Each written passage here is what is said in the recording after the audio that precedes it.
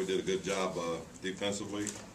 I think you judge Carmelo the way you play him. He's such a great offensive player. If you can give him 1 point per shot, then you've done a great job. He took 28 shots and had 29 points. So I thought between Grant and J.D. and Jay Rich and even Earl, I thought they did a really good job on him because he was just a terrific scorer. I thought we did a good job of kind of making him earn his points, and most of them came on jump shots, which it's hard to do anything about.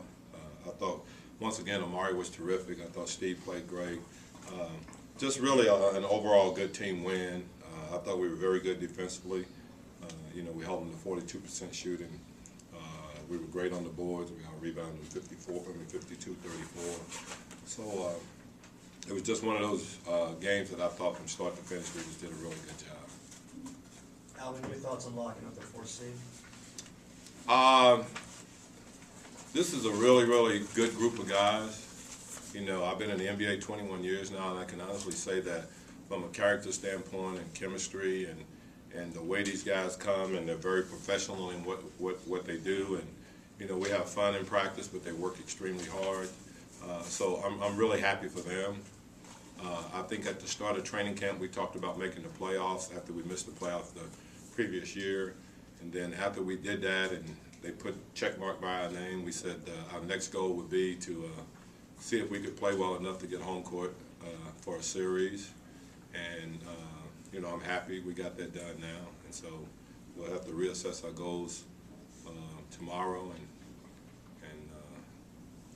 try to see what our next goals would be. How far will the starters go tomorrow, Alvin, depending on... We're playing to win, guys. We're playing to win. We're playing to win. We're not in a position to rest guys or do this or do that. We're happy to be in the playoffs, and I think we owe it to all of our fans, and we owe it to all the players to try to play and win games. And it's the last game that we play. It means something to us. The game means something to us, so we'll approach it that way, as I'm sure Utah will too. And it would be nice to go up there and finish the regular season on a real positive note. So we're going to go up there and we're going to play and try to win the game. I mean, we're not going to be silly about it. If something happened, the game get out of hand, then then that's a whole different story. But we're not planning on it getting out of hand. Since Robin went out, the three-point shooting has gone back to 44-45% like it was at the beginning of the year. Is that just guys picking it up, focused in, or? Well, I mean, we have to space the floor a little bit more with Robin out of the game, but believe me, I'd rather shoot 42 and have Robin in there. Okay, but I just think we try to take advantage of what the defense gives us, and I think Amari has to deserve a lot of the credit for our three-point shooting, because when he rolls down the lane, obviously there's got to be somebody in there to help on his rolls, and he frees up three-point shooters. So the same thing a little bit with Robin when he was in there. Robin was getting really good at stepping up and screening and rolling to the basket and creating weak side rotation. So we just try to play the way we play. As I said to our guys tonight, we're not going to let anyone dictate the way we play. And if they put 4 small guys in there, then we're going to keep our bigs in, and we're going to try to throw the ball inside and create mismatches there. How important was it to limit everyone's minutes tonight going into tomorrow night's game? We were just fortunate that we played well enough. Hey, you got to understand, guys, that's a very good basketball team we beat, and they played last night, and that may have had something to do with it. Whatever happened, whoever they play in the playoffs, it would be a challenge. And if we end up playing them in the playoffs, it's going to be a tremendous challenge. They've got very good players. As I said, you can see a little bit what J.R. Smith brings to the table. I mean, he's an unbelievable wild card. He can come in the game and get 25, 30 points easy. Follow shot the ball real well. So we beat a really good team. They didn't play well tonight, but we beat a really good team. And if you got to beat them 4 games to advance, it'll be tough. It'll be very tough. All right, thanks. Looks like you guys came out of the game pretty possessed. Is that the emphasis?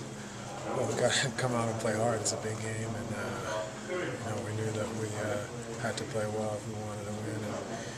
And we just thought, obviously, let's get out there and have a great start and set the tone. Steve, your thoughts on locking up the 4th seed? Well, it's a great accomplishment, really. We should be proud, but we got a lot to play for still with one game left in the season. So, we're happy and excited, but as much for the opportunity tomorrow night as for what we've already accomplished. Did it feel like the most important game of the season? Yeah, I mean, everyone knew what it was. Everyone knew it was a big game. Everyone knew the implications. So, I think it was treated as such. I thought our crowd was great as well. Does tomorrow feel like it has that kind of weight, or the difference isn't as great as between home and not having home and home? It's just an opponent right now. Right. No, I mean, I think, in some ways, tomorrow is not as important. In some ways, tomorrow is a bigger game. So, I think this team's excited for the opportunity to go and play in a tough environment tomorrow and see what we can do. What does it mean for the team accomplishing what it has up to this point, Steve, with a lot more to go? I mean, it feels great. I mean, it's a reward for, the collective energy we put into it this season. But, if we're not happy with where we are as far as an end result, we enjoy this and we want to keep going and keep getting better and see how good we can get. Steve, in his post-game press conference, Alvin set the tone saying you guys are going there to win that game tomorrow night. Yeah, I mean, that's the attitude. I mean, like I said, we're happy where we are, we're happy what we've accomplished, but we're more so happy with where we are because we have such a great opportunity to keep playing tomorrow for something. And, we'll go up there and play our best and try to get a win. Did you have an inkling this summer that this team could be capable of gaining home court advantage? Well, this is what I wanted us to be. I knew that we probably were going to be, on par with the Lakers. I thought that we could be a top 4 team in the West for sure. Are you most, regardless of what happens tomorrow, are you most pleased that you get to finish this round here? Yeah, I mean, we got a lot to be proud of, no matter what happens tomorrow night. But we're excited for tomorrow night. It's not like, hey, let's just go up there and have a shot at it and come home no matter what the result. We want to win tomorrow night. This one really had all elements. I mean, they were below 40 most of the night. You hit threes, guys inside. We played well. We were solid throughout. Our focus was good. We wanted it. Steve, this is Aaron Nelson just signed a 4-year deal. Sorry, Steve. Sign it for me real quick. Sorry, guys. Of course. Marley's hat. So Marley's hat, business first. You're one of his biggest Life after basketball. You're one of his biggest advocates. What does he do that's so important to this club? Well, he's one of the best trainers you could ask for.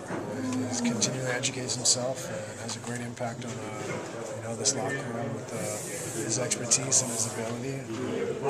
He allows us all, I think, to go out there every night with less of a deficit physically. So he plays an important role for sure, and it's really important that we play